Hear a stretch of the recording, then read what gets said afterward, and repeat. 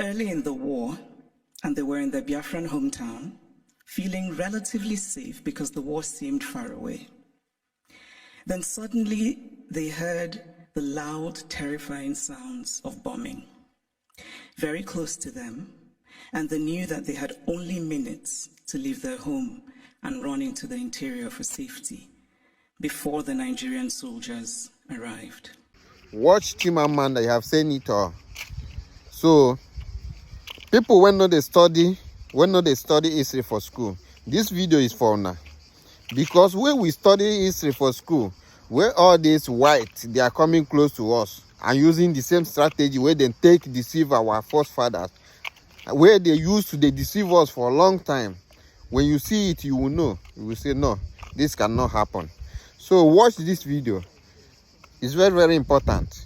Nigerian Biafran War that started in 1967. A woman told me a story about her elderly father. It was early in the war, and they were in their Biafran hometown, feeling relatively safe because the war seemed far away. Then suddenly they heard the loud, terrifying sounds of bombing very close to them, and they knew that they had only minutes to leave their home and run into the interior for safety before the Nigerian soldiers arrived.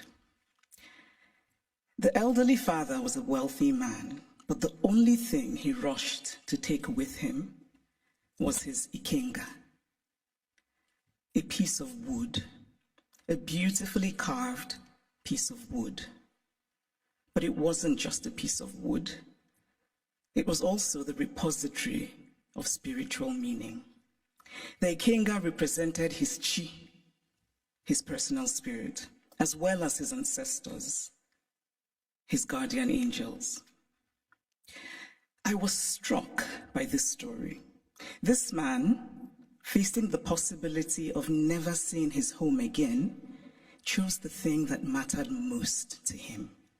Of course, he cared about his material possessions, but he believed that those could eventually be replaced, while his ikenga was irreplaceable. There are ikengas in various museums all over the world today, and it is easy to forget as we stare and admire them behind cold and clinical glass barriers that these are objects that are religious, spiritual, sacred. Art lives in history, and history lives in art. Much of what we call African art are also documents that tell stories. Some are literal in their storytelling, like the beautifully ornate Benin stool that was sent to the Oba of Benin by his people when he was exiled by the British, and which he looked at and immediately could deduce from the carvings the state of his British plundered land. Other sculptures and carvings are more metaphorical. They speak to the dignity of a people, to their worldview, to their aspirations. Some of the early Christian missionaries across the African continent were very keen on destroying African art. Carved African deities, which they told the Africans were just magic. I cannot help but wryly wonder what could be more magical than the story of a man who dies and then magically rises again, a man who also manages to magically give his body as bread. And I say this, by the way, as a newly returned Roman Catholic. The point is that belief systems vary, and as long as they feed the spiritual needs of a people, they're valid. We cannot be dismissive of a belief system merely because it is unfamiliar to us, just as we cannot be dismissive of a history because we are uncomfortable with it. So I'd like to tell a small story about a Nigerian woman who's married to a Belgian and has lived in Belgium for many years. She said once that she was shocked that her son, while being taught Belgian history, was taught nothing about Congo. They teach my son in school that he must help the poor Africans, she said, but they don't teach him about what Belgium did in Congo.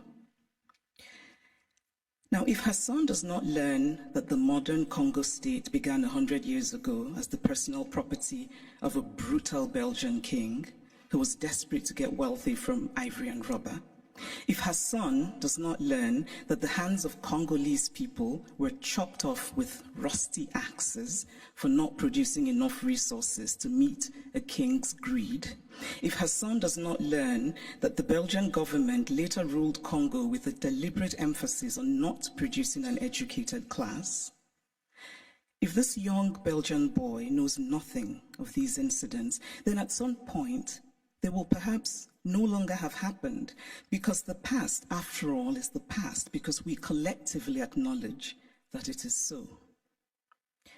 It is not that Europe has denied its colonial history. That would be too crude. It is instead that Europe has developed a way of telling the story of its colonial history that ultimately seeks to erase that history. The former French Prime Minister, Nicolas Sarkozy, gave a now infamous speech in Senegal, in which he said, "I have not come to deny mistakes or crimes. Mistakes were made and crimes committed, but no one can ask of the generations of today to expiate this crime perpetrated by past generations." This is central to the story that Europe tells itself about its colonial history. It is a story that basically says, yes, colonialism happened, but. And whatever comes after the but is the focus of the story. What the focus on the but does is that it absolves.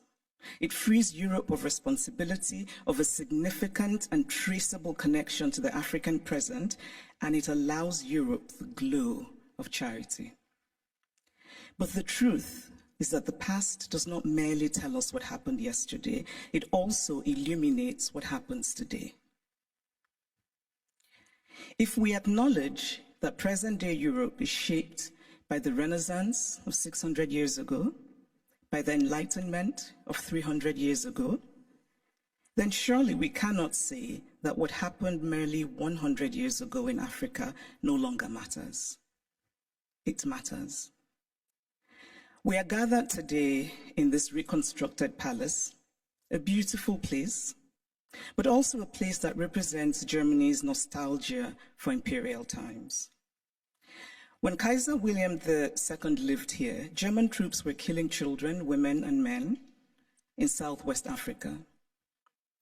This building says that German history matters, even in a romanticized form. The history of Africa and Asia and Latin America must matter as well. We cannot pick and choose which histories and which points of view still matter, because to do this would be an ugly exercise of brute power. And speaking of power, here's a headline I just read in a German publication. The headline says, "Where do Africa's treasures belong?" Now imagine this headline differently. Imagine if it said, "Where do Germany's treasures belong?" It would be a redundant question, because of course, Germany's treasures belong in Germany. But the question would never even be asked, because there would be no circumstance in which it would be, because of power. And so it seems to me that what we are fundamentally grappling with in this space, in all of these questions about the Humboldt Forum, is power. Unequal power, how we navigate unequal power relations. And there's always been, to me, something shabby about unequal power relations. The victory feels colorless, almost unearned. So I spoke of Belgium and its colonial history, but what of Germany and its colonial history? Do school children here learn about Namibia, what was called the German Southwest Africa? Do school children know that 100,000 Herero people were murdered by the Germans? Do they know of the wells that were poisoned? Do they know of the women used as sex slaves and others as slaves in German camps? Do they know of the Nama people killed and of the Maji Maji revolt in German East Africa? And why should they know? Because to tell only one part of a story is essentially to lie. A story is true only when it is complete. Germany is Beethoven, and Germany is Bach, and Germany is also its colonial atrocities that have resulted in hundreds of African skulls being stored in the basement of museums here in Berlin, skulls of men whose spirits cannot be at rest, men who could well have been my great-grandfather had I happened to have been born in Eastern rather than Western Africa.